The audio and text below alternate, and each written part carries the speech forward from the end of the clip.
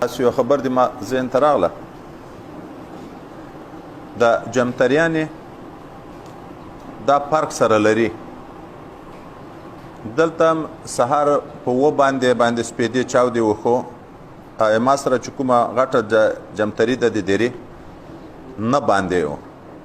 2 منټه پارک ورسره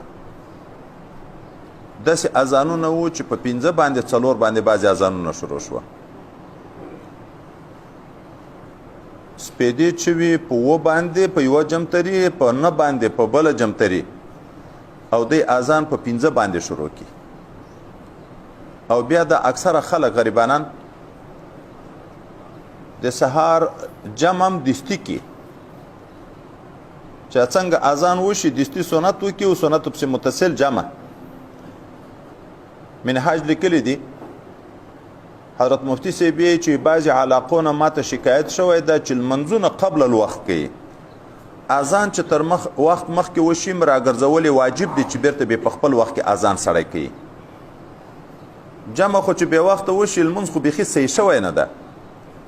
نو دغه سره احتیاط وي چې دغه خلک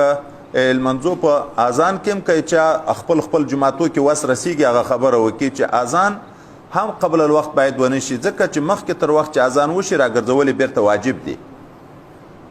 او لمونځ هم قبل الوقت وشو نو لمونځ بیخي صحیح شوی نه ده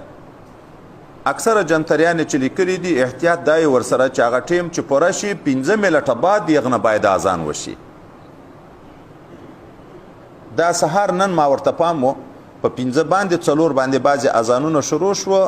او جمتریانې چې هلته د ما سره دی هغه کې چې د شیخ علاودین صاحب دغه طرف نه ترتیب شوی ده په نه باندې سپیدې چاودې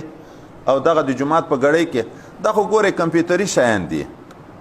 چا حساب نه ده کړی چې هلته د سهار سپیدو ته کتلي یا د ماښام لملوېدو ته کتلي دي یو ځان ته حساب ده د علم هیئت په هغه حساب باندې وکړي نو یو ټکی چې پکې خطا شو ټوله میاشت ته خطا وي نو د اذانه کې چې ډېر تلوار نه وي او د سهار او دوم دا ده چې داسې نه ده چې په نور کال کې د موږ مذهب دا ده چې د سهار لمونځ په رڼا کې مستحب ده